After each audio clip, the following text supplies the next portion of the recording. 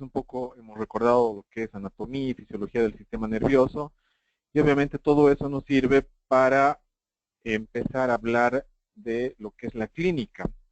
Y lo importante en la clínica es la semiología neurológica, ¿no? Es el conjunto de signos y síntomas que permiten evaluar todo lo que es el sistema nervioso, en este caso el sistema nervioso central. También podemos hacer el sistema nervioso periférico.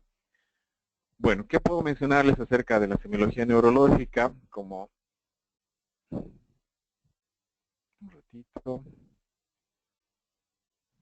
Muy bien. ¿Dónde empezamos?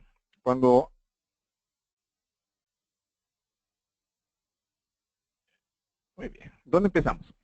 Ante todo, pues tenemos que recordar que cuando hablamos de problemas neurológicos, siempre tenemos que empezar con una adecuada anamnesis, es decir, preguntar a la persona qué es lo que está sintiendo o por qué viene a la consulta. Igual es en la parte de neuropsicología, ellos nos van a contar su historia y en base a eso, pues probablemente vamos a empezar nosotros a tener un diagnóstico o una sospecha diagnóstica. Entonces, fíjense acá, esta parte se llama, ¿existe un problema neurológico? Eso lo diagnosticamos a través de la anamnesis. Un ejemplo de esto puede ser una persona mayor de 60 años que ingresa a la consulta de uno de nosotros por un problema de memoria. Nos refiere el familiar que hace 6 meses, posterior a una cirugía, ella ha estado teniendo dificultades de memoria y lo que les ha llamado la atención es que ya en 3 oportunidades esta señora se ha olvidado las llaves y lo último que les ha realmente alarmado ha sido que ha dejado como 2 veces prendida la caldera y pues casi se incendia la casa. Entonces le han preguntado yo qué pasó y ella no recordaba muy bien lo que había pasado, pensaba que había apagado la caldera. Entonces la traen a consulta y pues le hemos preguntado qué es lo que ha sucedido y nos ha relatado todo esto, ¿no? Entonces, una vez que hemos hecho esto, hemos hecho algunas preguntas más acerca de lo que son sus antecedentes personales patológicos o no patológicos, pues se pasará posterior de la anamnesis a lo que es el examen clínico. Y el examen clínico nos va a permitir realizar la localización de la lesión. En este caso, si hablamos de neuropsicología o examen neurocognitivo, vamos a evaluar principalmente todo lo que es los hemisferios cerebrales y sus diferentes funciones. Ahora, no debemos olvidarnos que un examen neurocognitivo también tiene que estar acompañado de un examen neurológico, por lo tanto, deberíamos tal vez nosotros encontrar alguna alteración a nivel de lo que es tallo encefálico, probablemente cerebelo. Entonces, eso es importante que también se evalúe desde el punto de vista neuropsicológico, ¿no? No se olviden que la neuropsicología toma métodos de la neurología como de la psicología, y uno de los métodos de la neurología es básicamente el examen clínico que estamos avanzando ahora. Posterior a esto, pues lo que vamos a realizar es la solicitud de un examen auxiliar o una prueba que pueda confirmar nuestra impresión diagnóstica. Como verán allá, como verán en la diapositiva, es básicamente confirmar nuestra impresión, no es que nos dé el diagnóstico definitivo. Cualquier sospecha siempre se hace en base a la anamnesis y el examen clínico. Una vez que, por ejemplo, en esta señora que habíamos mencionado, le examinamos, aparentemente tiene todo normal, lo único que nos llama la atención es una alteración en la memoria reciente.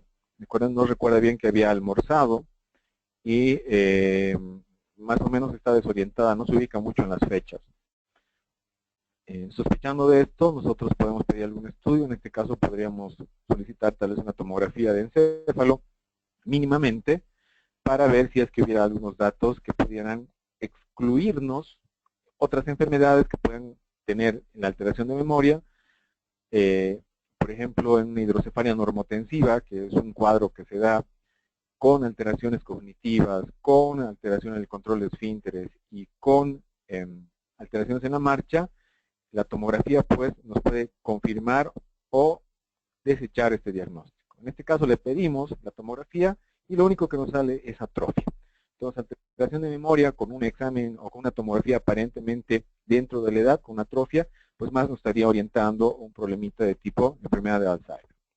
Entonces, una vez que hemos hecho todo esto, pues recién nos vamos a preguntar si existe la terapia indicada. En este caso puede ser todos los programas de rehabilitación o estimulación cognitiva que se podrían aplicar, o si requiere desde el punto de vista médico, se le podría dar algunos medicamentos como los anticolinestéricos, el donepezil o otros como la memantina, que ayudarían a retrasar esta progresión en el deterioro de la memoria, ¿no? Entonces, básicamente esta sería toda la metodología que seguiríamos para la evaluación clínica neurológica.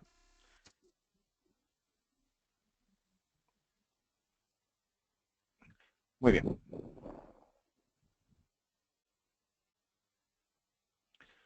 Bueno, ahora esto pareciera relativamente fácil, pero no debemos olvidarnos que aproximadamente hay 200 o más enfermedades con sus subtipos de enfermedades neurológicas, llegan casi a 600 entidades, que afectan tanto al sistema nervioso, al sistema neuromuscular, y precisan para su diagnóstico y tratamiento recursos específicos. Y uno de estos recursos específicos siempre va a ser la anamnesis, principalmente en el área en la cual estamos nosotros estudiando, ¿no? Entonces, fíjense acá este cuadrito que parece un poco gracioso, donde dice que esta señora le dice a su médico que ni se imagine que se va a liberar fácilmente la consulta, ya que ella tiene más de 2 páginas de síntomas para confundirlo a él. Entonces, a veces sucede esto con los pacientes, ¿no? Nos empiezan a contar muchas y muchas cosas y nosotros debemos tratar de dirigir este interrogatorio o anamnesis para poder obtener datos útiles en el diagnóstico de este paciente. Por otra parte, no solamente se viene a neurología por problemas de memoria, ¿de acuerdo? Pueden tener varios tipos de síntomas que se pueden presentar, o pueden presentar no solamente uno, sino varios de estos a la vez. Fíjense, síntomas más comunes que se pueden encontrar: cefalea y dolor, y hemos hablado de las alteraciones de memoria. Están las alteraciones visuales, hay dificultades del habla que también se presentan en consulta, mareos, vértigos, debilidad, adormecimientos, alteraciones en el control de esfínteres, tanto vesical como intestinal, alteraciones en la marcha o alteraciones de la conciencia. Todo esto se puede presentar en un paciente que tiene un trastorno neurológico, y si bien esto lo evalúa de una manera profunda el neurólogo, pero desde el punto de vista neuropsicológico sería bueno que nosotros pudiéramos tal vez orientarnos para que cuando hagamos el examen neuropsicológico podamos correlacionar con lo que hemos encontrado, y de esa manera podamos hacer algún tipo de localización de la lesión.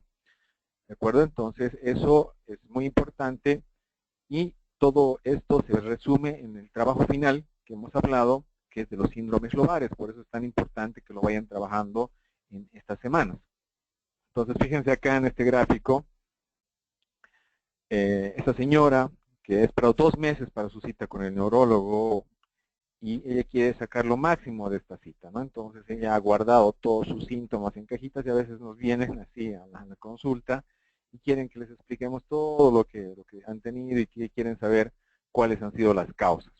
Entonces es importante que dentro del examen neuropsicológico también hagamos una pequeña anamnesis de los síntomas o signos neurológicos que se pueden haber presentado. Por otra parte, el examen clínico y básicamente la historia clínica tiene este tipo de, digamos, de orden, en la cual obviamente siempre anotamos lo que es el motivo de consulta. Posteriormente también podemos hacer ya la historia de la enfermedad actual, lo que habíamos preguntado a esta señora: viene por trastorno de memoria, nos refieren que ha tenido alteraciones de memoria desde hace 6 meses posterior a un cuadro de cirugía donde han utilizado anestesia general, ha tenido varios olvidos, y les ha alarmado lo que no ha podido o lo que ha olvidado las llaves, y tampoco recordó el apagar las hornillas de la cocina. Le preguntamos también si tuviera algún otro problemita, tal vez tiene algún problema cardíaco o ha tenido algún problema respiratorio, ¿ok?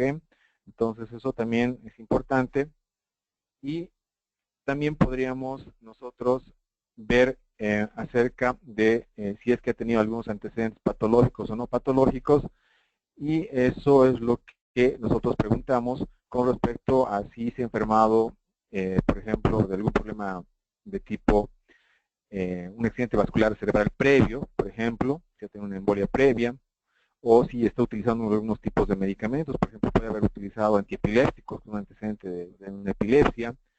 En algunas mujeres, bueno, en las mujeres es importante saber los antecedentes ginecobstétricos porque hay algunos cuadros como el síndrome antifosfolipídico o alguna enfermedad como el CADASIL, que son problemas vasculares cerebrales que se relacionan con problemas de abortos a repetición. Entonces eso a veces a nosotros nos orienta para ese diagnóstico.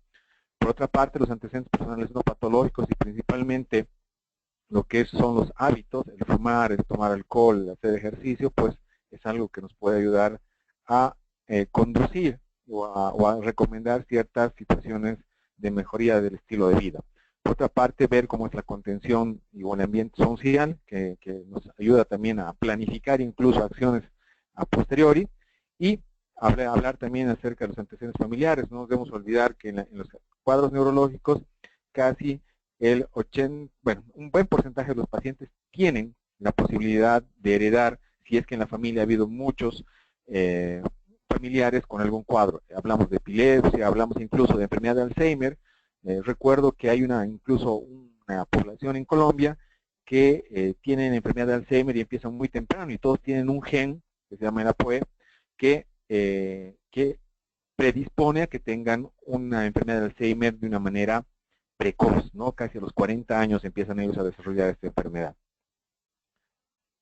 Por otra parte, una vez que hemos terminado la anamnesis, tenemos que hacer el examen clínico. Y no nos tiene que dar flojera hacer el examen clínico, es importante. A veces pareciera una cosa muy complicada, pero una persona que se dedica a hacer neuropsicología mínimamente tiene que hacer un examen neurológico, digamos, básico. Y ese es el objetivo de esta clase. Y vamos a ver más adelante un video acerca de esto. Entonces aquí tenemos, por ejemplo, un residente o alguien que está estudiando la parte de neurociencias y le dicen que examine al paciente. Y lo más fácil es no verlo, simplemente pone aparentemente normal, como dice ahí, cuando lo que debemos hacer es investigarlo, tratar de examinarlo, por lo menos las cosas básicas. Lo otro es ser muy obvios, ¿de acuerdo? Y no tratar o investigar el porqué, como en el segundo gráfico, donde el profesor le pregunta aquí a este estudiante o un residente, ¿qué es lo que tiene? Y le dice, me parece que tiene algún problema en el pie. Entonces, puede ser lo más evidente, pero hay que examinarlo. Dentro de lo que es el examen neurológico, deberemos nosotros pensar en realizar un orden de este examen neurológico. ¿Cuál es el orden que hemos aprendido y que yo quisiera que ustedes también lo vayan repitiendo y lo vayan aprendiendo? Es este, ¿no? El examen neurológico consta de evaluación de funciones cerebrales superiores. Las funciones cerebrales superiores son las que son motivo de este diplomado. Hablamos del lenguaje, hablamos de lo que es la memoria, podemos hablar de praxias, noxias, hablamos incluso de...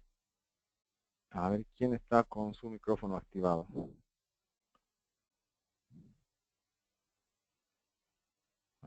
Entonces, podemos ver que posterior a las funciones cerebrales superiores, podemos hacer una evaluación de los pares craneales. Los pares craneales son esa porción del sistema nervioso periférico, que también hemos mencionado en la anterior clase, que tienen muchos de los sentidos, ¿no? Y se encuentran localizados a nivel de todo lo que es el cráneo y la cara. Una vez que hemos terminado de evaluar esto, evaluamos el sistema motor, el sistema sensitivo, el sistema vestíbulo cerebeloso, ¿de acuerdo? Cráneo y columna, podemos hacer un examen neurovascular o podemos también ver si es que en algún momento tienen signos meningios. Esto generalmente, si es que ustedes trabajan en un hospital como parte del departamento de neurología, como neuropsicólogos del departamento de neurología, les interesaría mucho ver si es que ha tenido alguna de estas alteraciones. Y otra de las cosas que es importante preguntar si es que esta persona controla los esfínteres, ¿no? Porque a veces cuando hay alteración en el control de esfínteres nos habla de una mayor progresión de las enfermedades neurológicas. Muy bien, entonces, una de las cosas que no van a ver, digamos, dentro del diplomado, pero que es bueno que lo sepan, es esto de la conciencia. La conciencia también está dentro de la evaluación de las funciones cerebrales superiores. No debemos olvidar que la conciencia es ese estado en el cual nos permite relacionarnos con nuestro medio y con nosotros mismos. Cuando se altera esto, puede haber diferentes grados de conciencia. Hablamos de confusión, hablamos de estupor, podemos hablar de muerte encefálica, ¿de acuerdo? Hay otros estados particulares de conciencia como el estado vegetativo persistente y el cautiverio. Cuando hablamos de confusión, tenemos que hablar de un estado en el cual la persona se encuentra desorientada en tiempo y espacio y tiene una atención volátil, ¿de acuerdo? Entonces, eso sería un estado confusional. Un estupor es un paciente o una persona que entra en un estado de sueño, pero que reacciona ante estímulos, que pueden ser auditivos, incluso hasta dolorosos, ¿de acuerdo? Entonces, ese es un estupor. Y un coma es un paciente que entra en un estado como si estuviera dormido, pero que no reacciona a estímulos, ¿ok? Entonces, eso sería una graduación, digamos, de los estados de conciencia. La muerte encefálica es un estado particular en el cual no hay respuesta desde el punto de vista de reflejos de tallo, que lo vamos a ver más adelante, no tiene una respiración espontánea y tampoco hay actividad eléctrica demostrable y tampoco tenemos un flujo cerebral demostrable, ¿de acuerdo?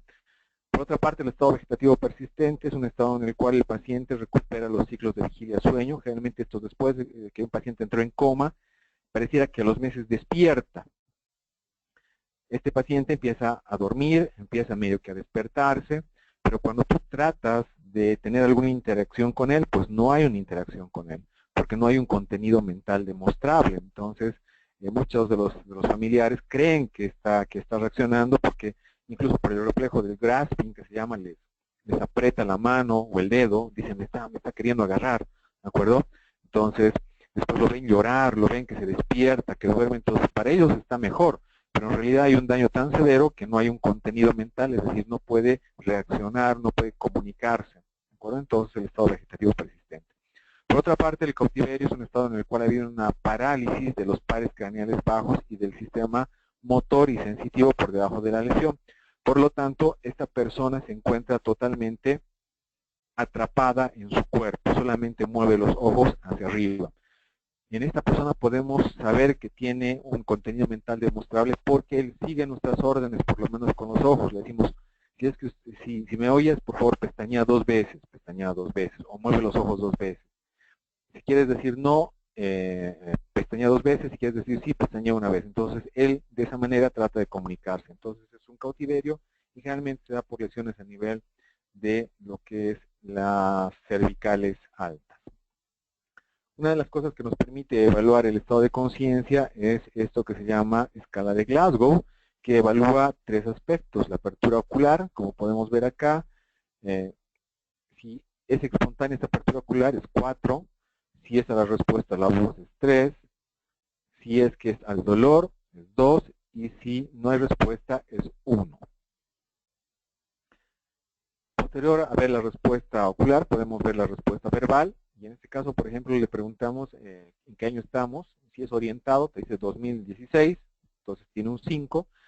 Si te responde algo que está un poco fuera de lugar, por ejemplo, te pone 2000 o 1972, entonces se le pone 4, es una conversación o una respuesta confusa. Si a la pregunta que le hacemos te responde cualquier otra cosa que no se correlaciona con eso, pues son palabras inadecuadas, eso es un 3, ¿de acuerdo? Si es que emite sonidos incomprensibles, chillido, gemido, lamento, es un 2, y si no hay respuesta, es un 1. Y por último, podemos evaluar todo lo que es la respuesta motora. Si este paciente responde a la orden, por ejemplo, muéstrame los dedos, como dice acá, fíjese, obedece, muestra los dedos, es un 6. Si este paciente no responde y solamente cuando lo estimulamos con el dolor trata de localizar la molestia, es un 5. Si retira cuando nosotros hacemos un estímulo doloroso, es un 4. Si cuando lo estimulamos con un estímulo doloroso hace esta hiperextensión de los brazos y de las piernas, es un 2. Y si hace una flexión, es un 3. ¿De acuerdo? Como pueden ver acá, una flexión es un 3. La extensora es un 2. Y si no hay respuesta, es un 1.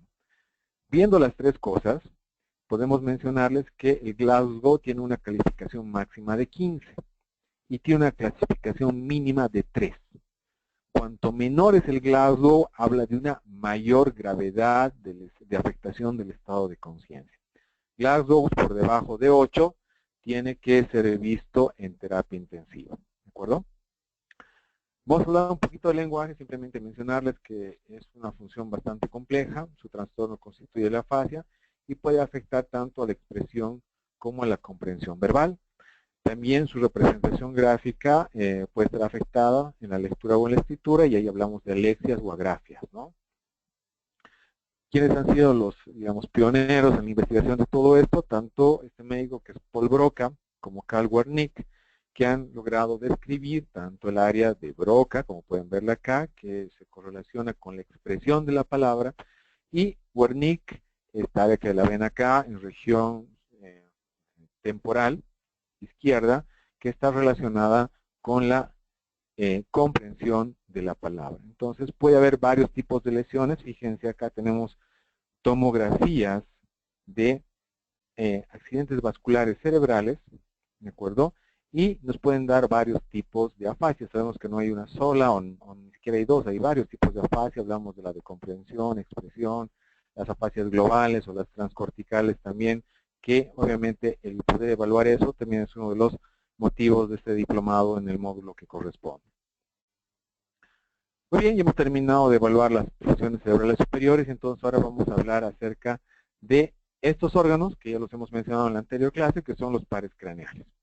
Sabemos que hay 12 pares craneales, y el orden en los cuales los vamos a evaluar es el olfatorio, vamos a hablar después del nervio óptico, después vamos a hablar del tercero, cuarto y sexto par craneal, que son los movimientos, que son para los movimientos extraoculares. Posteriormente vamos a hablar del nervio trigémino, después del facial, después del nervio vestíbulo coclear, después de eso hablamos del neumogástrico, del glosofaringeo, del neumogástrico, del nervio espinal y por último del hipogloso mayor. Entonces todo esto, todos estos o la mayoría de estos se encuentran localizados a nivel de cráneo cervical, ¿no? Entonces, en la parte de olfatoria pues se lo hace con estímulos odoríferos que generalmente no tienen que ser irritantes, y eso se lo hace tapando las fosas nasales, una primero y la otra después. Posteriormente entramos a esta parte que es la evaluación de lo que es la agudeza visual, en la cual nosotros tratamos de evaluar varias cosas. Primero vemos la agudeza visual, como pueden ver acá, ¿de acuerdo? En la parte de todo lo que es el nervio óptico, vemos la agudeza visual mediante estas cartas que se llaman cartas de Snell, ¿de acuerdo? Entonces, ahí podemos evidenciar si hay alguna alteración en la visión. Por otra parte, también podemos ver todo lo que es el fondo de ojo a través del uso del oftalmoscopio, y también podemos evaluar como tercera cosa los campos visuales, es decir cuánto ve a través de comparar el campo visual del examinador con del examinado. ¿De acuerdo? Entonces son las cosas que vemos en el examen del nervio óptico. En el fondo de ojo, cuando la señora está viendo con este aparatito que se llama el oftalmoscopio, fíjense, lo que tratamos de ver es esto, que es básicamente el fondo de ojo, donde tenemos el disco óptico y la fobia central. ¿De acuerdo? Aquí tenemos un esquema. Y lo que nos permite evaluar esto es básicamente si hay datos de hipertensión intracraneana, es decir, si está aumentando la presión dentro del cerebro y si esto puede ser agudo o crónico. Aquí en el gráfico superior derecho podemos ver una atrofia óptica, lo cual nos habla de una hipertensión crónica. Fíjense como el disco, que tendría que ser más rosadito, aquí es amarillo, los bordes están bien delimitados y aquí vemos que apenas se ve que están saliendo lo que se llama el pulso venoso. En el de abajo podemos evidenciar una cosa totalmente diferente, donde no se evidencian los bordes, eso habla de un edema de papila como tal, es mucho más brillante aparentemente la imagen en comparación a la anterior, aunque es una tinción con fluoresceína, y los vasos aparentemente están más tortuosos. Entonces eso nos habla de un edema de papila que nos habla de una hipertensión aguda, que es una emergencia neurológica. Lo otro, con la agudeza visual, lo que tratamos de hacer nosotros es valorar todo esto que es la vía visual, fíjense, ¿de acuerdo? Como a nivel de lo que es la retina, pasa después al nervio óptico, se decusa la mitad temporal hacia lo que es el lado contralateral a través del quiasma óptico, llega a lo que es el tallo encefálico, va por las radiaciones ópticas hasta llegar a la parte posterior que es la región occipital, donde se encuentran las áreas de asociación y las áreas primarias visuales. ¿Okay? Entonces ahí es donde se forma la imagen y percibimos todos estos estímulos luminosos que llegan hacia la retina y los percibimos como imágenes, obviamente. Por otra parte, una de las cosas que vamos a evaluar es esto que se conoce como el reflejo oculocefálico, que es esto lo que vamos a evaluar dentro de un paciente que esté inconsciente. Podemos ver acá que lo normal es que cuando nosotros giramos la cabeza hacia un lado, los ojos se desvían hacia el otro lado. Fíjense acá, hacia el lado derecho, los ojos se desvían hacia el lado izquierdo, y aquí hacia el lado izquierdo, los ojos se desvían hacia el lado derecho. Entonces, esa es una respuesta normal que nos habla de una indemnidad del tallo encefálico. Cuando ha habido un traumatismo cráneoencefálico o alguna otra lesión, vamos a encontrar esto. Fíjense acá en el gráfico superior derecho, donde se está tratando de hacer la maniobra en este paciente, pero los ojos se encuentran fijos. Y eso lo vemos más esquemáticamente en el gráfico inferior. Movemos derecha o izquierda y los ojos no se mueven, ¿de acuerdo? Y eso nos habla de una lesión muy importante a nivel de lo que es el tallo encefálico. Muy bien, entonces ya hemos terminado de evaluar el primer par, segundo par, y vamos a entrar a evaluar el tercero, cuarto y sexto par, que son el motor ocular común, el nervio patético y el motor ocular externo. Y eso se hace de una manera muy fácil, ¿no? Se trata de pedir al paciente que vea tú la punta de tu dedo y mueves en H o mueves en X y ves que todo, que los movimientos sigan justamente tu dedo, ¿ok? Y que no se desvíe la mirada. Entonces, en este caso, pues el gráfico inferior derecho podemos evidenciar una parálisis del tercer par cuando ha habido una afectación del motor ocular común, en la cual se va a caracterizar por esta ptosis palpebral, es decir, esta caída del párpado, va a haber un desvío del ojo hacia afuera, ¿de acuerdo? Y va a haber una dilatación o midriasis pupilar. Entonces, fíjense lo que se puede encontrar cuando se hace este examen. Por otra parte, también nosotros evaluamos lo que es la forma y el tamaño de las pupilas. La forma y el tamaño de las pupilas, que son estas estructuras más negritas, si quieren, que tenemos en el ojo, redonditas, ¿de acuerdo? Nos permiten evaluar si es que hay lesiones a nivel del sistema nervioso. Por ejemplo, acá tenemos un hematoma epidural con una compresión del cerebro, provocando una hernia subfalcina, apretando el nervio y los núcleos, ¿de acuerdo?, que controlan la constricción de las pupilas. Y lo que vamos a evidenciar es esto que se llama una anisocoria. Fíjense, está una más chiquita y otra está más grande. Entonces es una emergencia de tipo neurológico y fíjense cómo evaluando nosotros estas pequeñas estructuras podemos sospechar de dónde se encuentra la lesión. Aquí ampliando esto, podemos evidenciar que si encontramos un patrón de todo lo que es pupilas fijas y dilatadas, probablemente esté en el tectum la lesión. Si son puntiformes, esté en el puente. Si están dilatadas, esté en el diencéfalo, ¿de acuerdo? Y si están fijidilatadas unilaterales, pretextal. Entonces, fíjense cómo a través de esta evaluación el médico puede ya más o menos localizar dónde se encuentra la lesión en todo este neuroeje. Por otra parte, ya yendo a lo que es el quinto par craneal, el quinto par craneal es el trigémino, es el nervio que da la sensibilidad a la cara. Simplemente lo que hacemos es tocar la cara de forma bilateral para ver si siente o no siente el paciente. Una de las cosas que también hacemos es probar el reflejo corneal, en el cual nosotros estimulamos la córnea mediante un algodón, como pueden ver en el gráfico superior derecho, y al estimular lo que hacemos nosotros es mandar una señal que se integra a nivel de tallo y posteriormente hay una respuesta que se manifiesta como un parpadeo a través de lo que es el nervio facial. Entonces, el nervio aferente es el nervio trigémino y el eferente o de respuesta es el nervio facial. Entonces, estamos valorando también acá la indemnidad del tallo encefálico. Muy bien, ya hemos evaluado el quinto par. Y ahora vamos a evaluar todo lo que es el séptimo par. El séptimo par básicamente controla todo lo que es la movilidad de la cara. Como pueden ver acá, está frunciendo el ceño, está cerrando los ojos, está cerrando la boca y tratamos nosotros de abrir. Lo que tratamos de determinar si es que hay debilidades o asimetrías en lo que es la mímica facial.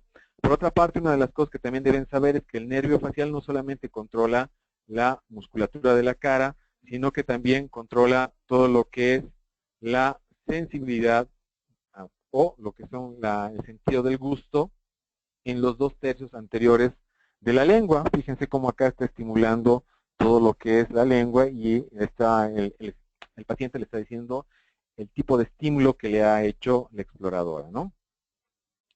Por otra parte, ya en el octavo par, que es el que controla tanto la parte del equilibrio como el de la audición, pues podemos estimular a través, para ver la parte del equilibrio con lo que es agua fría o agua caliente, y esto nos va a desencadenar una respuesta que se llama nistagmo, ¿de acuerdo? Que sería lo normal. Cuando es agua fría, generalmente el nistagmo es va en una dirección contraria al estímulo, y lo que es el nervio y lo que es con el agua caliente va hacia la misma dirección. Por otra parte, podemos evidenciar que la parte auditiva la hacemos estimulando con un chasqueo de dedos en uno u otro oído para ver si es que percibe o no percibe el sonido. Una de las cosas que también evaluamos ya es el noveno, décimo y también el 11º par a través del examen de todo lo que es la cavidad oral, ¿no? Entonces, fíjense lo que estamos viendo, si es que hay un desvío de la úvula, si es que todo lo que es el paladar blando está simétrico, si la lengua es simétrica y no hay fasciculaciones, eso ya evaluando todo lo que es el hipogloso mayor, y el resto podemos valorar si es que presenta o no representa el reflejo de reflejo nauseoso. Entonces todo eso vemos, y una de las cosas que también deberíamos evaluar, que es el 11º par, es valorando todo lo que es la musculatura y los movimientos del cuello, que eso evalúa todo lo que es el nervio espinal. Muy bien, ya hemos terminado todo lo que es la parte de nervios craneales y entramos a lo que es el sistema motor. El sistema motor se evalúa a través de algunas pruebas, como vamos a ver a continuación, viendo la fuerza, y lo que estamos realmente evaluando es justamente esta zona que se llama el área prerolándica, ¿okay? Que es donde se encuentra el homúnculo motor, como podemos ver en el gráfico superior derecho. ¿De acuerdo? Una representación de los segmentos corporales y de cómo se mueven en esto que se llama el homúnculo motor. Fíjense cómo la cara y la mano tienen una amplia representación en esta zona, porque tienen que hacer obviamente movimientos muy finos, tiene que haber un adecuado y un control muy fino de todo esto. Y al contrario de todo lo que es el tronco y los miembros inferiores, que realmente tienen una representación muy pequeña.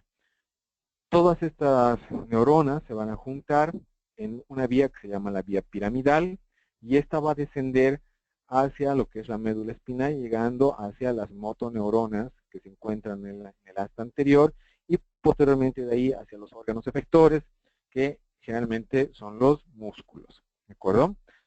Aquí podemos ver en el gráfico inferior derecho una imagen que se llama una tractografía. Probablemente eso lo van a ver con mayor detalle en la parte de imagenología. Entonces, lo que tenemos que hacer en la parte motor es evaluar el movimiento voluntario, y para eso le pedimos que el paciente pueda levantar los brazos, hacemos maniobras en las cuales nosotros hacemos resistencia. Fíjense acá cómo le gana a pesar de la resistencia que el médico pueda hacer. Y también lo que vamos a evaluar en la parte del sistema motor son los reflejos osteotendinosos, ¿de acuerdo? Entonces, desde el punto de vista de lesiones de esta vía piramidal que les decía, hablamos de dos tipos de lesiones. Uno que se llama lesión de motoneurona superior y la otra que es la lesión de motoneurona inferior. En la lesión de motoneurona superior, que es la neurona que se encuentra a nivel de la corteza cerebral, si es que eso se altera por un accidente vascular cerebral o por un tumor o por alguna otra causa, lo que vamos a encontrar es una paresia espástica, es decir, una parálisis dura de las extremidades. Va a haber hiperreflexia, los reflejos van a estar muy vivos. Va a haber ausencia o disminución de los reflejos superficiales. Va a haber reflejos patológicos como el famoso reflejo de Babinski, o vamos a encontrar algunos movimientos en espejo que se denominan cincinesias. Por otra parte, si hubiera una lesión de la motoneurona inferior que se encuentra en el asta anterior de la médula espinal, vamos a encontrar una paresia flácida, es decir, una parálisis que no da resistencia. Va a haber arreflexia o hiporreflexia. Fíjense que es todo lo contrario, o casi todo lo contrario a la de motoneurona superior.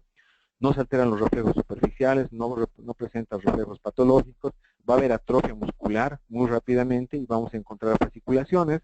Las fasciculaciones son básicamente unos movimientos que se presentan como si fueran unos gusanitos por debajo de la piel. acuerdo? Entonces, eso son las características de este tipo de lesiones. Entonces, aquí pueden ver cómo se está examinando la parte motora en los miembros inferiores en contrarresistencia. Por ejemplo, nosotros tratamos de jalar y el paciente hace resistencia a esto. El paciente se trata de levantar y nosotros hacemos resistencia para que no suba la pierna.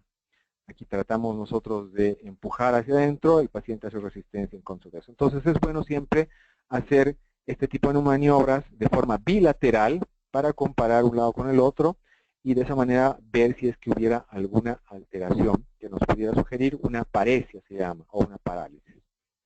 También podemos hacer pruebas mucho más sencillas, como esta que se llaman pruebas de Mingasini y de Barré, donde simplemente le pedimos al paciente que levante o extienda las manos hacia adelante y vemos si alguna de las extremidades cae.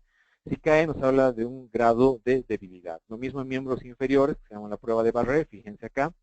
Esto se lo hacen de cúbito, es decir, el paciente echado, y vemos si alguna de las extremidades cae, lo cual nos sugiere la posibilidad de una lesión de esta vía piramidal. ¿De acuerdo? Bueno, hemos visto que también se examinan los reflejos, y los reflejos los médicos no lo hacemos para divertirnos, aunque realmente es una maniobra a veces bastante jocosa para los pacientes, y lo que podemos ver acá es que lo que nos da son niveles medulares. Fíjense acá, el nivel medular C5, C6 en el reflejo tricipital, perdón, bicipital, en el tricipital C6, C7, aquí tenemos el estilo radial C6, C7, C8, el estilo cubital C7, C8, el rotuliano L2, L3, L4 y el alquilio S1, S2. Entonces estamos evaluando justamente esta respuesta refleja y un nivel medular. Dentro de los reflejos patológicos que se examinan, este es el más famoso, que es el reflejo de Babinski. En la parte superior podemos ver la respuesta normal, que es básicamente una flexión de los dedos, pero cuando hay una respuesta normal por lesión de la vía piramidal, lo que vamos a encontrar es esta hiperextensión de este dedo gordo, fíjense, que es el reflejo de Babinski. Una de las cosas que también se puede evaluar son los movimientos involuntarios o automáticos. En estos podemos incluir todo lo que son temblores, coreas, balismos, movimientos de tipo atáxico en algunos casos, que se encuentran a nivel de lo que son los ganglios de la base. Aquí tenemos el globus pálidos, el putamen, ¿de acuerdo? Hay algunas conexiones con lo que es el tálamo, los núcleos que se encuentran aquí en la sustancia nigra, que es cuando se altera la sustancia nigra, por ejemplo, en la enfermedad de Parkinson, se pierden muchas neuronas que controlan este movimiento, entonces empieza a haber ese temblor, esa bradicinesia, ¿de acuerdo? Entonces todo esto también se evalúa en la parte motora. Una vez que hemos terminado la parte motora, entramos a la parte sensitiva, donde podemos evaluar toda la parte de sensibilidad superficial, que incluye varios tipos de sensibilidad, ¿no? Está la de táctil no discriminativa, la sensibilidad dolorosa y la sensibilidad térmica. Están dentro de esto los receptores de Meissner, que es para el tacto, de Krauss para el frío, de Ruffini para el calor y las terminaciones libres para el dolor. Lo interesante de esta vía es que se presenta en lo que es las regiones anterolaterales de la médula espinal, ¿de acuerdo? Y ascienden y llegan al tálamo y posteriormente a la zona sensitiva, que es retrorolándica, es decir, se encuentra en la parte posterior a la fisura de Rolando en el lóbulo parietal, ¿de acuerdo? Por otra parte, también podemos evaluar la sensibilidad profunda, y esto corresponde a la presión, peso, vibración, sentido de actitud segmentaria o posición del cuerpo, se llama, o la discriminación de dos puntos, que es la discriminación táctil discriminativa. Como verán, esta vía se encuentra a nivel de los cordones posteriores de la médula, sube igual por la parte posterior, pero de igual manera llega hacia lo que es el tálamo y posteriormente hacia lo que es el área sensorial o sensitiva primaria, ¿no? En la zona retrorolándica. Una de las cosas que no nos debemos olvidar es hacer una comparación de un lado con el otro del cuerpo, ¿de acuerdo? Y eso nos va a permitir evaluar todo lo que son los niveles medulares a través de esto que se llaman los dermatomas. En la piel hay una representación de los nervios raquídeos, ¿de acuerdo? Fíjense, T1, T2, T3, T4, que nos permiten evaluar el nivel medular. Si nosotros encontramos una alteración a nivel, por ejemplo, de las tetillas, ¿de acuerdo? De los pezones, eso corresponde a T4 más o menos. Por lo tanto, la lesión se encontraría más o menos a nivel de raíz torácica 4. Si encontramos la lesión o una hipoestesia o un dolor intenso a nivel de lo que es T10, hablaríamos a nivel del ombligo, estaríamos hablando de T10, y eso nos habla de afectación de la raíz T10. Uno de los cuadros que se presenta con mucha frecuencia es lo que llaman ustedes la ciática, ¿verdad? Alguna vez han debido escuchar. Eso es por afectación de lo que es raíz L5S1 principalmente. Fíjense en el miembro inferior, cuando se comprime, cuando hay dolor, alteraciones sensitivas a este nivel, hablamos de una afectación de lo que es la raíz L5S1. ¿De acuerdo? Si es que hay eso, pues se habla de ciática, y si no, no. Síndromes sensitivos, pues puede haber varios dependiendo de la afectación medular. Fíjense acá, cuando hay una sección medular completa, hablamos de una alteración de todos los tipos de sensibilidad por debajo de la lesión. Hay alteración en el control de esfínteres, hay una disminución en lo que son los reflejos y va a haber una parálisis plácida de las extremidades. Fíjense cómo estamos tratando de unir todo lo que hemos hablado de la parte motora y sensitiva en esto. Y nos da incluso la lesión, dependiendo del nivel sensitivo. En este caso, fíjense, está casi a nivel de lo que son los pezones, por lo tanto, podríamos decir que la lesión en este paciente se encontraría más o menos a nivel de T10, T11, si encontramos eso y el nivel medular. También puede haber afectación de lo que es un solo lado de la médula espinal, que se conoce como síndrome de hemisección medular o de bronce 4. El síndrome de cordón posterior es otro en el cual va a haber una afectación, como hemos mencionado, que va por la parte posterior, solamente la sensibilidad profunda, vibración, presión, posición, todo eso. Si se afecta este tipo de sensibilidad, estamos hablando de que hay lesión en el cordón posterior. Entonces, fíjense cómo podemos nosotros ya localizar la lesión con este examen. También este síndrome que se llama el síndrome siringomiélico, en el cual hay una dilatación a nivel central, y lo que vamos a evidenciar es una anestesia disociada, ¿de acuerdo? Con sensibilidad disociada. Básicamente se da en banda, todo lo que está a su nivel, fíjense, está totalmente anestesiado, y hay una disociación termoalgésica, ¿no ven? Entonces, y solamente en esta banda. Entonces, de esa manera podemos evaluar. Hay otros síndromes sensitivos, como el que hemos mencionado de la ciática, donde puede haber alteración de lo que es la sensibilidad en cierto dermatoma, puede haber alteración de la fuerza, puede haber también dolor o parestesias a ese mismo nivel. Otra de las cosas que tenemos que evaluar es el sistema vestíbulo-cerebeloso, que nos permite evaluar todo lo que es la coordinación, y esto lo hacemos a través de varias maniobras, ¿no? Podemos evaluar lo que es los miembros torácicos a través de la prueba de dedo-nariz. Vamos a ver eso en el video más adelante. Podemos evaluar los miembros inferiores con esta prueba que se llama talón-rodilla. Podemos evaluar también la coordinación o, en todo caso, el equilibrio axial mediante esta prueba que se llama prueba de tándem, que es caminar sobre una línea recta, un pie tras del otro. Podemos hacer la prueba de los movimientos alternantes, o el typing. Podemos hacer esta prueba de rebote Gordon-Holmes, en la cual tratamos de evidenciar si es que hay una inhibición a la liberación brusca de la fuerza. Por último, ya podemos evaluar el cráneo y la columna. También podemos evaluar todo lo que es la movilidad de la columna en sus diferentes segmentos de la columna vertebral. Y podemos encontrar algunos signos que podrían ser importantes, por ejemplo, en las compresiones radiculares. En región lumbar se habla de este signo de la SEGE, que nos habla de la irritación a nivel de raíces L5, S1, y probablemente muy relacionada con la lumbociática. De igual manera, aquí tenemos este signo que se llama el signo de Lermite, en el cual se aprieta o se mueve la cabeza, y lo que va a sentir el paciente es una sensación de electricidad en un miembro, y eso nos habla de que hay una hernia probablemente que está apretando el nervio, fíjense, y eso está provocando la molestia. Incluso acá le han hecho un estudio de imagen que es una mielografía cervical, y fíjense cómo se evidencia aquí como una muesquita que nos habla de una hernia.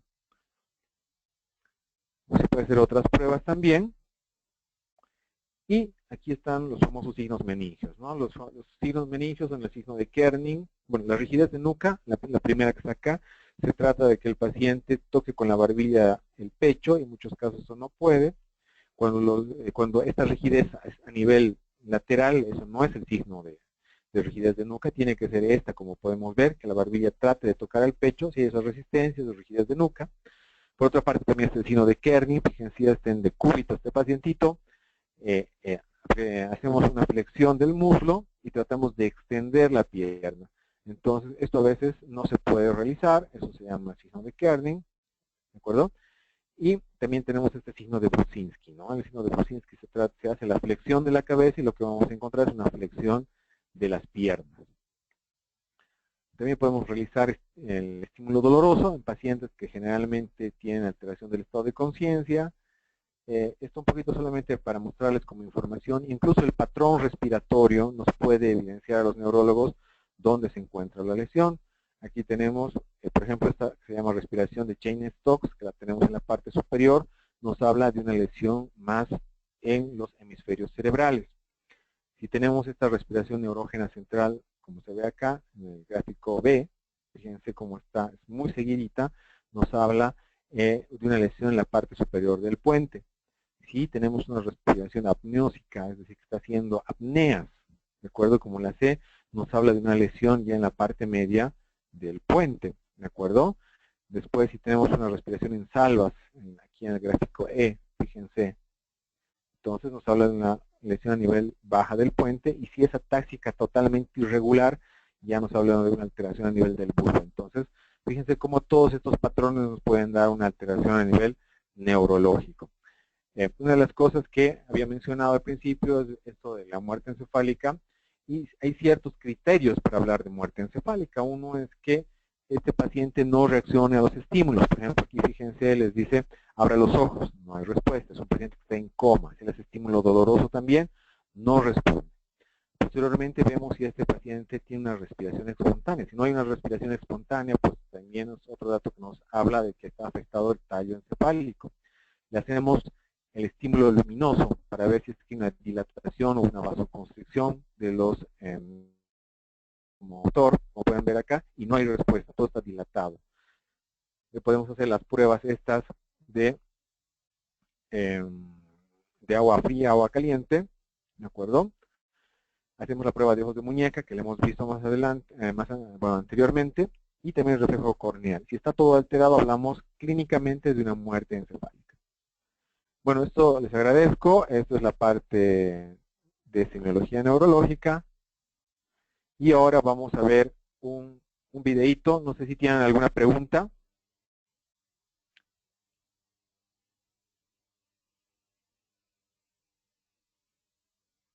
¿Tenemos alguna pregunta?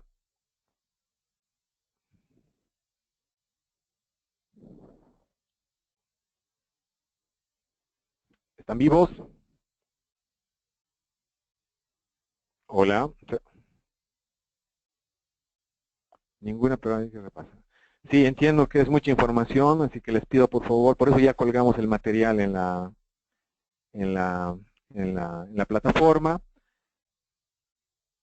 Si tienen alguna duda de los términos, estoy dispuesto a poder aclarar algunas cosas.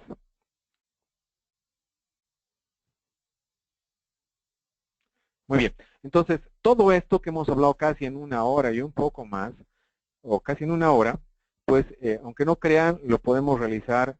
¿En cuánto creen? ¿Cuánto creen?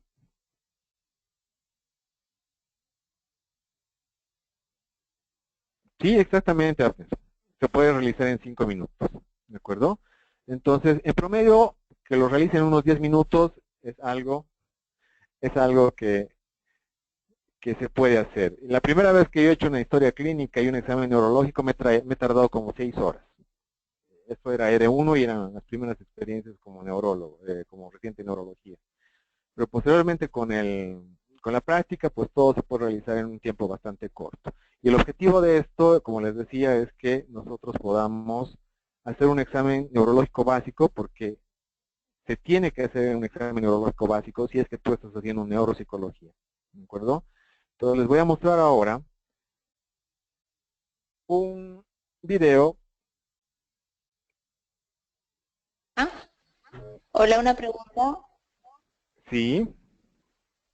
Este examen lo pueden hacer también, bueno, después, yo creo, de la preparación, un psicólogo podría hacerlo, o es demasiado complicado, no sé. No, no, no. Mira, te lo voy a mostrar ahorita. Ahorita, ven el video, ¿no? Está por correr. ¿Están viendo la imagen? Sí, sí. Muy bien, muy bien.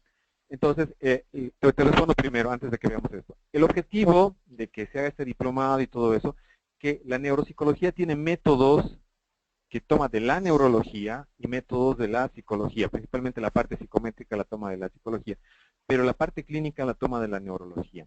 Entonces, como vamos a ver ahorita en el examen, no es una cosa muy complicada, ¿de acuerdo? Obviamente hay que saber por qué hacemos una u otra cosa, pero si me saben este examen básico, y por eso es que tenemos el video acá, lo pueden buscar en el internet también, y si no voy a tratar de pasárselos a la plataforma mediante Carola, entonces van a ver que es un examen bastante sencillo, este examen básico, y les puede dar ideas acerca de que, aparte de ver la afección neurocognitiva, puede, puede haber alguna alteración neurológica que se correlaciona con esa alteración neurocognitiva también.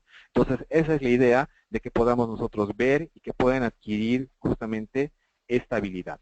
Entonces, vamos a ver el video, véanlo, y después cualquier pregunta vamos a estar dispuestos a responder. ¿Ya? Muy bien, entonces, todos listos y empezamos.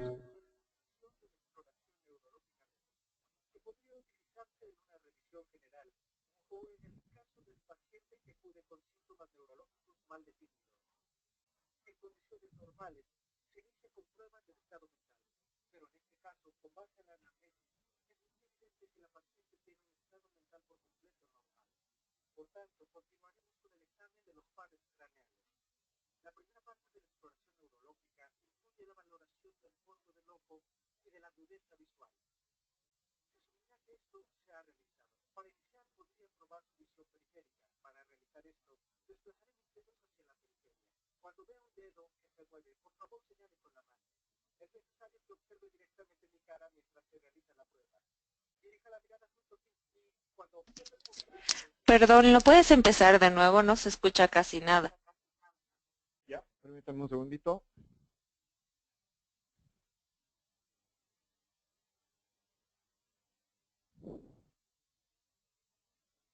A ver, ahorita estoy a lo máximo.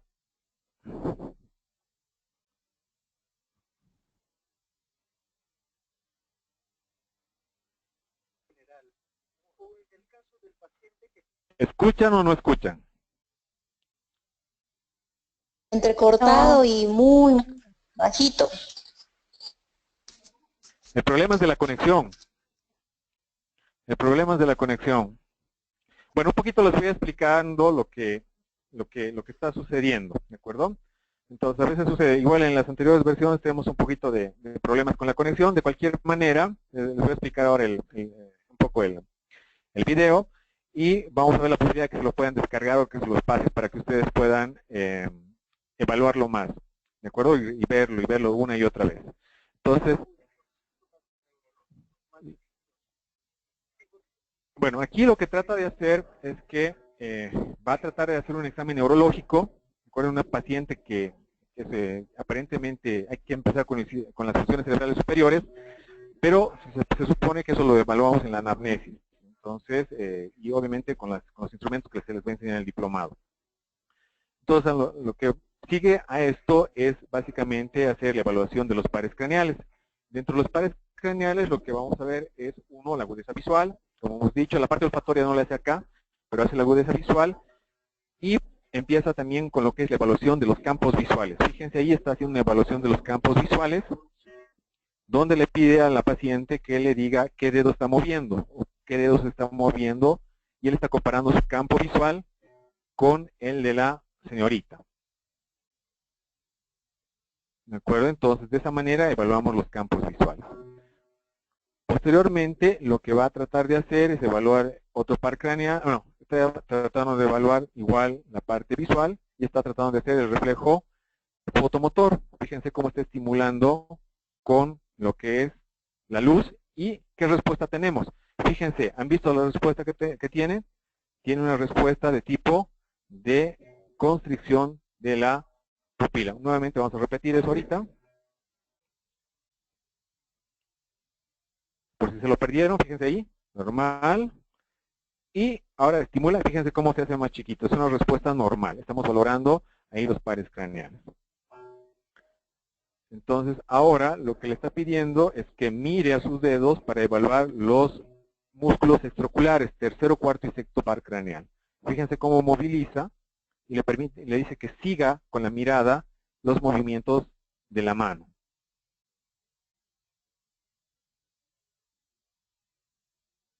Fíjense. Muy bien. Entonces, todo bien en esta señorita. Una vez que termine el tercero, cuarto y sexto, hace la evaluación del quinto par, que es el trigémino, y está evaluando uno y otro lado de la cara para ver cómo está la sensibilidad. Fíjense eso. También está evaluando la parte de sensibilidad térmica. Le dice si siente frío o caliente. Y fíjense, dice cold, cold, cold, que es frío, frío, frío, frío. Y lo hace de forma bilateral. Entonces, todo bien en lo que es trigémino. Por otra parte, va a ver ahora la parte del nervio facial. Fíjense cómo le hace fruncir los ojos, la boca, y ve si es que hay alguna simetría. Ahora está valorando lo que es la agudeza auditiva de uno u otro oído. Valora cómo está el noveno, décimo par a través de lo que es la úvula y el paladar. Ahí ve, evalúa el nervio espinal y la fuerza, cómo está movilizando el cuello y los hombros. Y ahí lo que le va a pedir enseguida es que abra la boca y lo que está observando es la lengua para ver si es que hay fasciculaciones o atrofia, y ahí valora la movilidad. Está evaluando el hipogloso mayor. Muy bien. Entonces, ya terminó eso, empezamos a evaluar toda la parte motora y este doctor empieza por el tono. Para valorar el tono de un niño, incluso hay niños hipotónicos, ¿se acuerdan? Simplemente se hace eso, evaluar cómo está el tono, la movilidad, ver cómo está la consistencia de los músculos. Entonces, esto se hace así. Ver si es que hay un aumento de los arcos de movimiento, ¿de acuerdo? De esa manera sentimos cómo está el tono.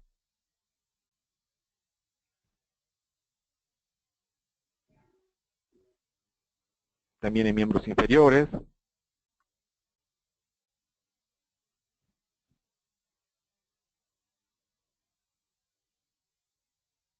Y ahora lo que está haciendo es la famosa prueba de Mingazzini, que les había mencionado en la presentación. Simplemente se extienden los brazos y ver si alguno de los brazos cae, ¿no? En este caso, se lo mantiene así más o menos por unos 10 segundos y no cae, entonces está normal.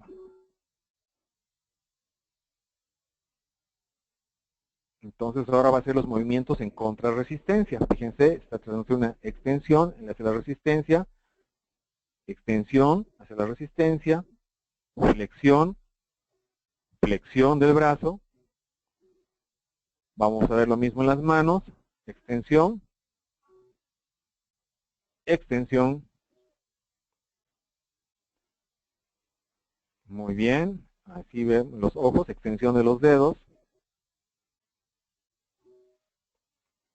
Ahí va a ver la abducción de los dedos, es decir, si se están separando de forma adecuada.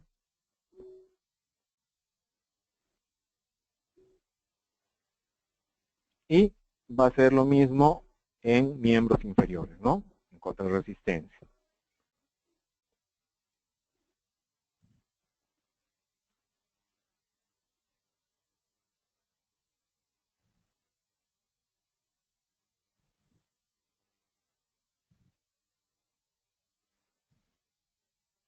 Ahí tenemos lo mismo, flexión del pie, dorsiflexión, del dedo gordo también. Muy bien, entonces ya evaluó la parte motora y ahora vamos a empezar con los reflejos. Como les decía, esto nos permite evaluar un nivel medular.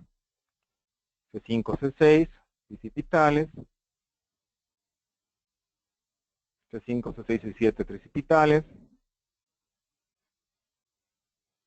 Esa es la respuesta normal, fíjense. Lo que se trata de hacer es ver si hay alguna alteración, si en uno se presenta o en otro no se presenta, porque por eso hay que hacerlo de forma bilateral. Ahí están los reflejos rotulianos.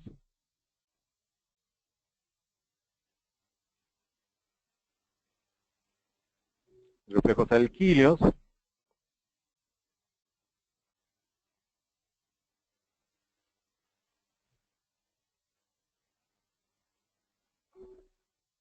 Muy bien. Y ahora lo que va a evaluar es la sensibilidad. Ya hemos hecho la parte motora, ahora valoramos la sensibilidad. Y básicamente se lo hace tocando, fíjense, compara un lado con el otro lado. Un lado con el otro lado, un lado con el otro lado.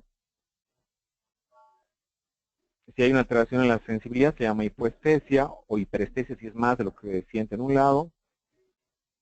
Ahora está viendo la sensibilidad de tipo térmica, ¿no? El diapasón es frío, entonces me pregunta si siente igual en los dos lados.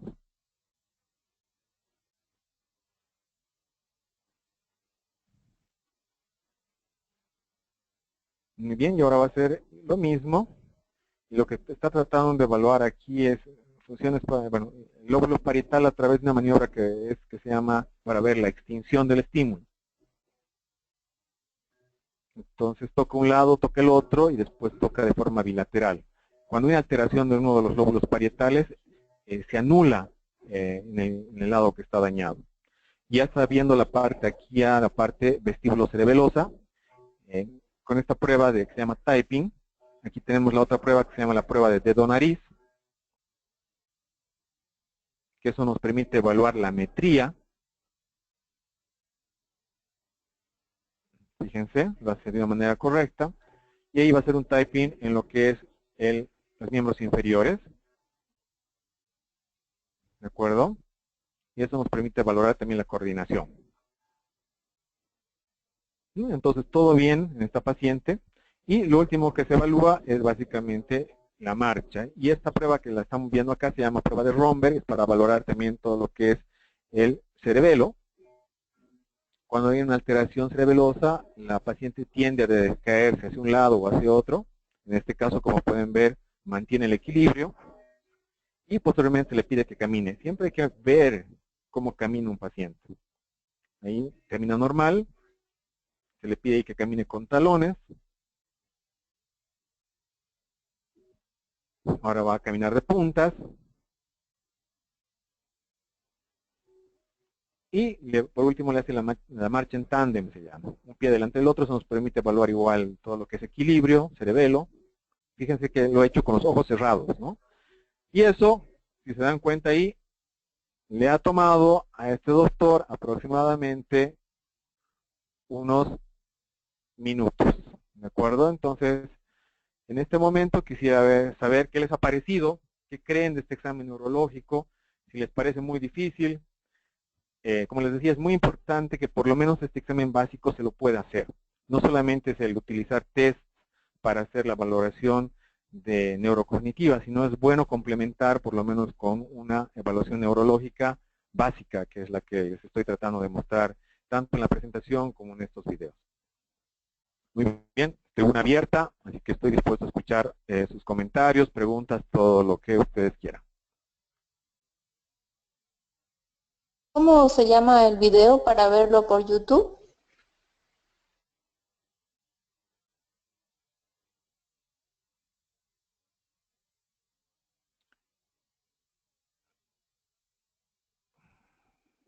Creo que Hola, todos han entendido, ¿no?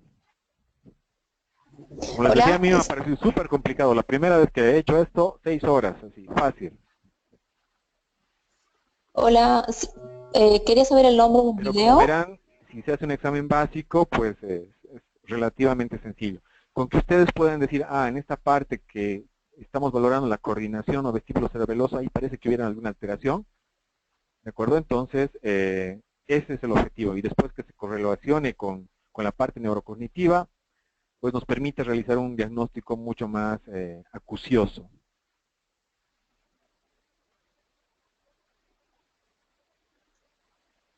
Exactamente, no es muy complicado.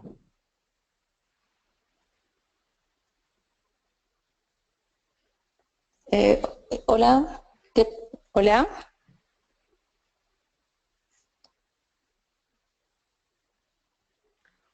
Muy bien. Quisiera saber si hay preguntas.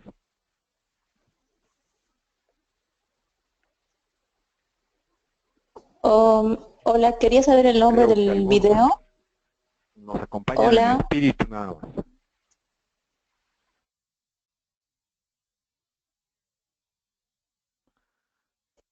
Sí, Abner, dime. Sí, quería saber el nombre del video.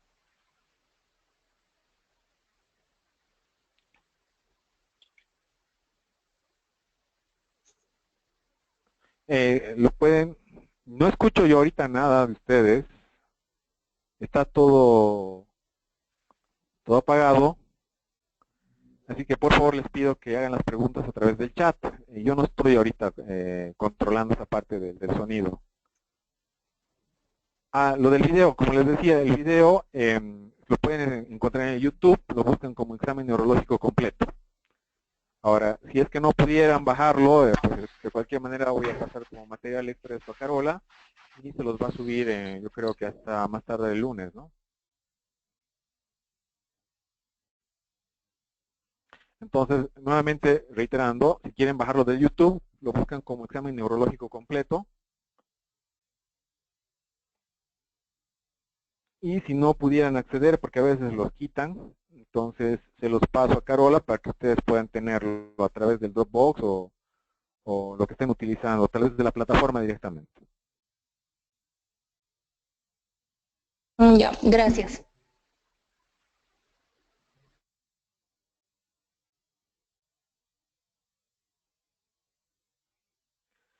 Cuando tienes un paciente que ha convulsionado, generalmente tiene un paciente que tiene alteración del estado de conciencia. ¿De acuerdo? Entonces es complicado hacer la evaluación, salvo que hagas lo último que hemos visto, en el cual ves el patrón respiratorio, ves si es que reacciona a estímulos dolorosos, ¿de acuerdo? Ves si es que tiene algunos movimientos normales como hiperextensión, hiperflexión, esas cosas. Pero como verás, un paciente que tiene alteración del estado de conciencia no se puede realizar todas las maniobras que estábamos viendo. Ahora, si es que tú sospechas de un paciente que tiene convulsiones o epilepsia, ¿dónde sacas más información? De los familiares o del paciente después de que digamos, se ha recuperado de la convulsión como tal, ¿no?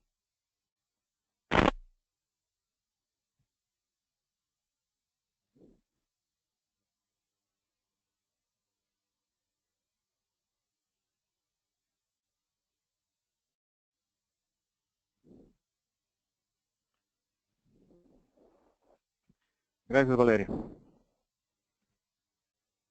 Como les decía, estos minutos yo quisiera que pregunten, a veces hay muchas dudas y el objetivo justamente de esta parte es que ustedes puedan sacar las dudas.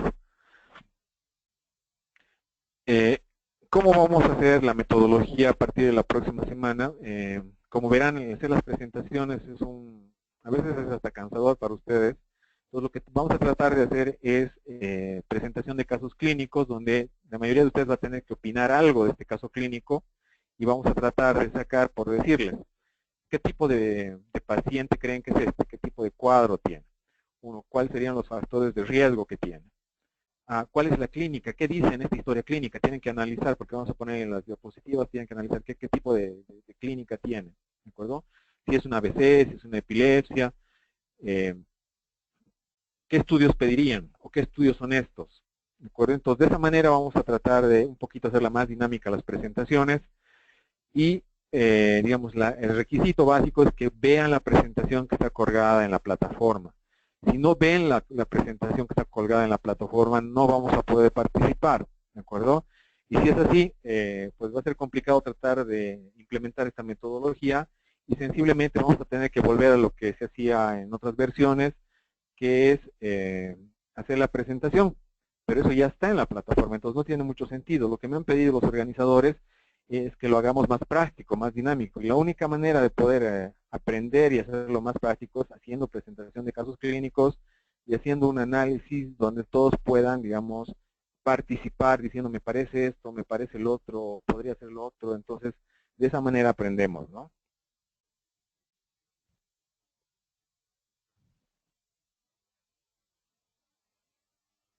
Hola, fue mi primer clase hoy. Quería saber Sí, si la sí, anterior justamente clase... por eso se eligió esto de los casos clínicos. Vamos a tratar de hacer Ah, llegar tal vez algo escrito un poquito para que vayan leyendo antes y hacer la presentación acá porque sea más dinámico, ¿de acuerdo? Pero les vuelvo a decir, tienen que ver las presentaciones que ya están colgadas.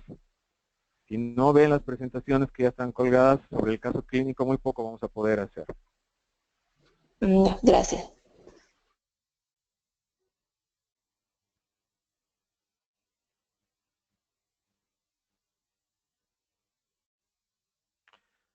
Bueno, si no hay más preguntas, vamos a dar por cerrada la sesión. Les agradezco nuevamente por la paciencia y por la atención. Espero que haya mayor participación ya desde las próximas sesiones. Y pues con ustedes me despido hasta el día martes, si no me equivoco.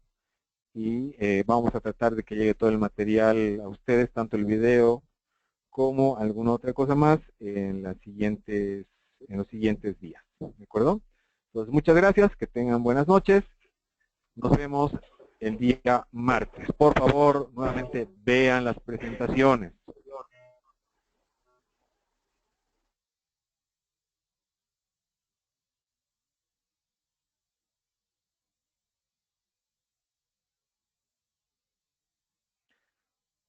Bueno, aquí hay una pregunta de último momento que nos indica si un poco que expliquemos el trabajo de un neuropsicólogo con las técnicas presentadas hoy. Muy bien. El neuropsicólogo tiene que tener un conocimiento de estas técnicas en el sentido de que él no solamente evalúa las funciones neurocognitivas, ¿de acuerdo? Tiene que evaluar de una manera integral o conocer de una manera integral las posibles alteraciones semiológicas que se pueden dar en un trastorno neurológico. Esto le ayuda al neuropsicólogo a que pueda afinar el diagnóstico. Porque, por ejemplo, si tenemos un paciente que tiene alteraciones del habla, y el neuropsicólogo tiene que trabajar sobre eso, pero este paciente empieza a tener una pérdida de fuerza del lado izquierdo. ¿Eso tendría una lógica? Pregunto.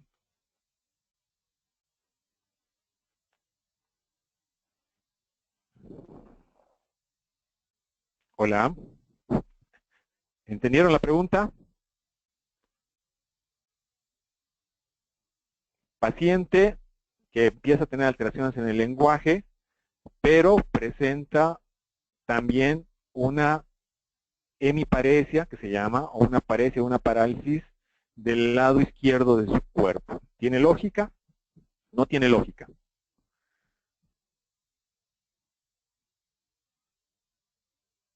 Nuevamente lo repito. Paciente tiene alteración en el lenguaje, pero tiene una hemiparesia o tiene parálisis del lado izquierdo de su cuerpo. ¿Tienen lógica o no tienen lógica? Aquí me dicen que no. ¿Sí tiene lógica? No, Dice no, alguien, sí. no, no tiene. No, porque la parálisis es física. Exactamente, hay algo más ahí. Porque en todo caso, si este paciente, por decirle eso, sabemos que el área del lenguaje se encuentra a nivel de todo lo que es el hemisferio izquierdo. El hemisferio izquierdo controlaría el lado derecho de su cuerpo, incluso en la parte motora. Pero si este señor ha presentado una hemiparesia del lado contralateral, es decir, del lado izquierdo, entonces no se correlaciona con la misma lesión. Probablemente ha habido otra lesión, ¿de acuerdo? Entonces, de esa manera, si el neuropsicólogo también puede detectar eso, puede confirmar o puede decir que hay otra lesión, ¿ok?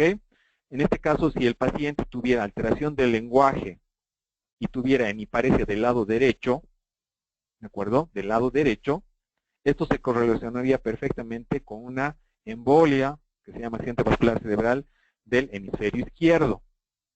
¿Ok?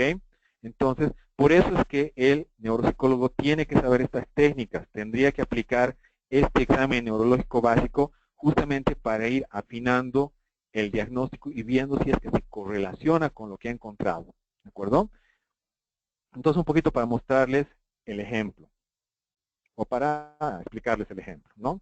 Ahora, si es que fuera del lado izquierdo, como era la primera pregunta, entonces probablemente ha tenido un accidente vascular en el otro lado, en el otro hemisferio, en el lado izquierdo, ¿de acuerdo? Pero aparte tenía una lesión en el lado derecho, ¿de acuerdo? Entonces, son todas estas cositas que a veces hay que hacer la disquisición, ¿de acuerdo? Por eso es que es básico que hagamos un examen neurológico, por lo menos somero, como hemos visto acá, que nos pueda ayudar a confirmar nuestras sospechas de lesión neurológica, que hablamos como un todo, no solamente como evaluación de funciones cognitivas.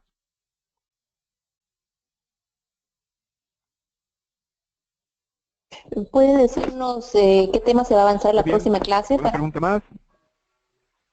¿Puede decirnos qué tema se va a avanzar para la próxima clase?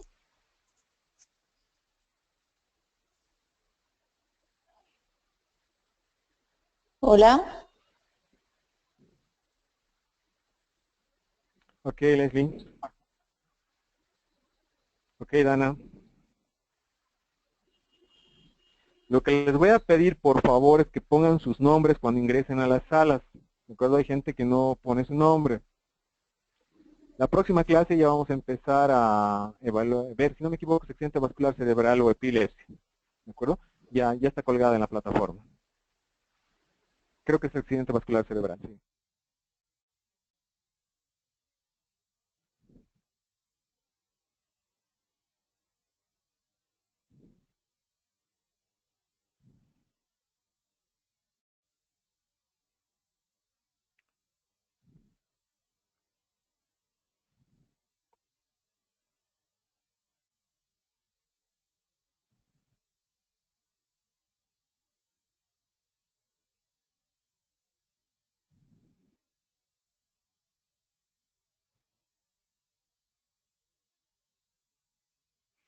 Muy bien, todos les agradezco por la atención, cuídense mucho y bueno, como les decía, vamos a seguir coordinando. Si tienen alguna duda, alguna otra cosa más, por favor, hacer llegar también correos a Carola y pues en base a lo que podamos coordinar con ella, pues vamos a poder ayudarles con todo. Entonces, buenas noches, que descansen, nos vemos la próxima semana.